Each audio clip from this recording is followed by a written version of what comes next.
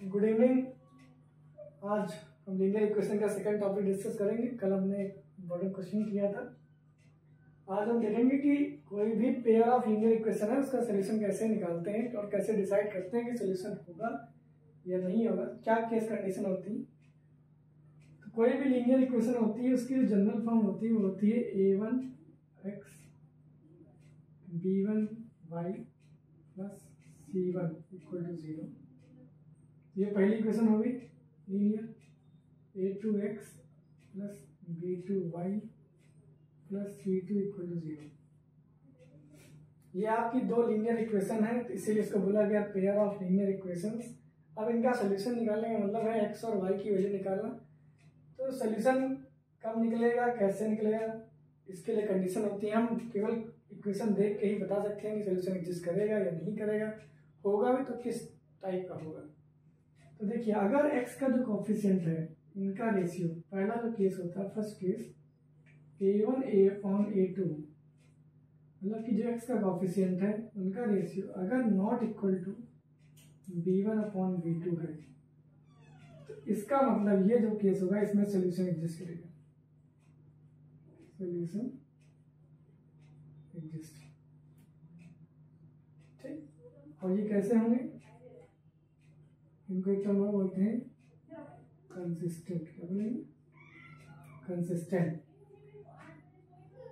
a1 upon a2 अगर b1 upon b2 equal नहीं है तो सोल्यूशन एग्जिस्ट करेगा और क्या होगा, कंसिस्टेंट भी कहते हैं ना।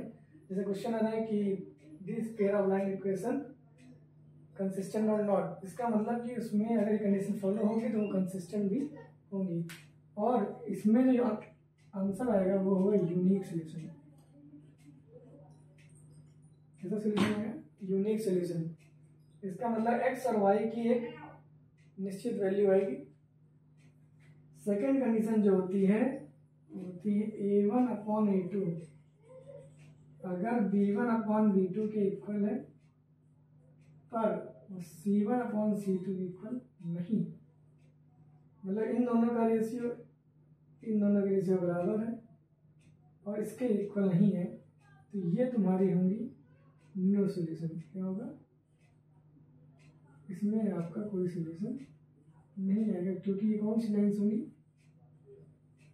पैरेलल लाइन्स होंगी। कौन सी होंगी, और आपको मालूम है पैरेलल लाइन्स कभी भी इंटरसेक्ट नहीं करती, इसलिए इसका कोई सोल्यूशन नहीं एग्जिस्ट करेगा। और इसे एक और बोलते हैं इनकंसिस्टेंट। क्या बोलते हैं, इनकंसिस्टेंट। तीसरी और लास्ट कंडीशन जो होती है, कभी कभी ऐसा होता है कि तीनों रेशियो बराबर हो जाते हैं, a1 upon a2 equal to b1 upon b2 equal to c1 upon c2, तो इसमें भी सोल्यूशन एग्जिस्ट करेंगी।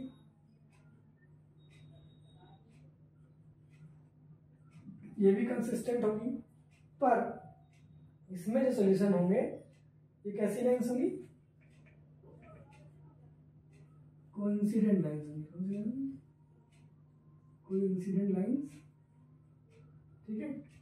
और इसमें क्या होगा, सोल्यूशन एग्जिस्ट होगा लेकिन वो डिपेंडेंट होगा। क्या होगा, डिपेंडेंट होगा, मतलब कई सारे सोल्यूशन आएंगे, आप जैसे जैसे वैल्यू रखते जाएंगे सारी वैल्यू आती जाएंगी।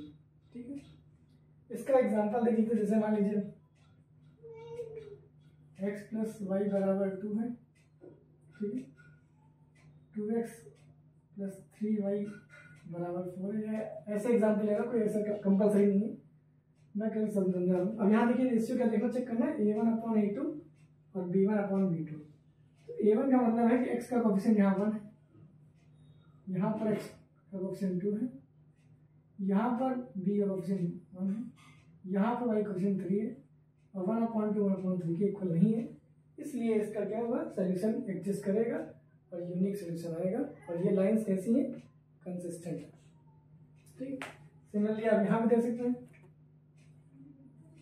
जैसे मान लीजिए x plus 2y equal to 7 है और 2x plus 4y equal to आपका 13 है। यहाँ देख लीजिए a1 अपॉन a2, a1 कितना है 1, a2 कितना है 2, b1 upon b2 2 upon 4, C1 upon C2 भी चेक करेंगे। C1 अपॉन C2 इधर लेके आएंगे तो माइनस में हो जाएगा, इधर रख देंगे तो -7/-13। हम जब चेक करेंगे तो सिंपल करेंगे तो 1/2 आ जाएगा। देखिए कंडीशन फॉलो हो गई, A1/A2 इक्वल टू B1/B2 हो गया, A1/A2 इक्वल टू B1/B2 हो गया, पर ये does not equal to C1/C2 हो जाएगा और माइनस माइनस कर देंगे। इसका मतलब कैसी लाइन से, पैरेलल लाइन से, और ये कभी भी सोल्यूशन नहीं देंगी। ये कैसी लाइन थी, ये लाइन है इंटरसेक्टिंग लाइन, जो पहला केस है।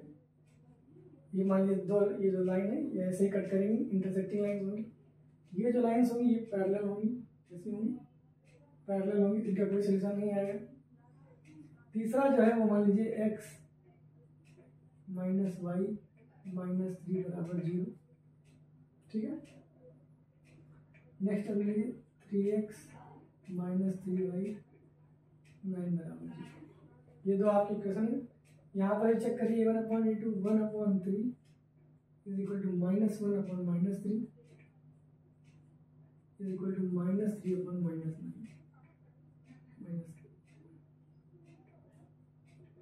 कैंसिल कर देंगे। देखिए तीनों रेशियो क्या आ गए, इक्वल आ गए। तीनों रेशियो इक्वल मतलब A1/A2 equal to B1/B2 equal to C1/C2। जब तीनों रेशियो इक्वल हो जाते हैं तो वो कौन सी लाइन्स होती है, कोइंसिडेंट लाइन्स होगी, और यहाँ सोल्यूशन आएगा, लेकिन इनफाइनाइट सोल्यूशन आ सकते हैं, आएंगे। जैसे जैसे आप बड़े लगते जाएंगे वो भी आंसर आते जाएगा, ठीक है। तो इस तरह से हम पेयर ऑफ लीनियर इक्वेशन को देख के, मतलब कि उसका एनालिसिस करके इसके अकॉर्डिंग हम बता सकते हैं सोल्यूशन एग्जिस्ट करेगा नहीं करेगा। अब ये बहुत इंपॉर्टेंट चीज़ है, इस पर क्वेश्चन आता ही आता है, MCQ आएगा। सिंपल आप एक दो लाइन देंगे, पूछेगा सोल्यूशन एग्जिस्ट करेगा नहीं करेगा, यूनिक होगा नहीं होगा, कंसिस्टेंट होगा नहीं होगा। मैं आपको हैक टिक बता देता हूँ, काफ़ी बच्चे कंफ्यूज होते हैं कंसिस्टेंट इनकंसिस्टेंट में, कि पेपर टाइम जाके भूल जाते हैं। तो जहाँ पर भी इन आता है उसका आंसर मतलब है नो। जब आप कहेंगे कि इन मतलब अंदर आने कोई कहेगा तो हमारा क्या रिप्लाई है, नो।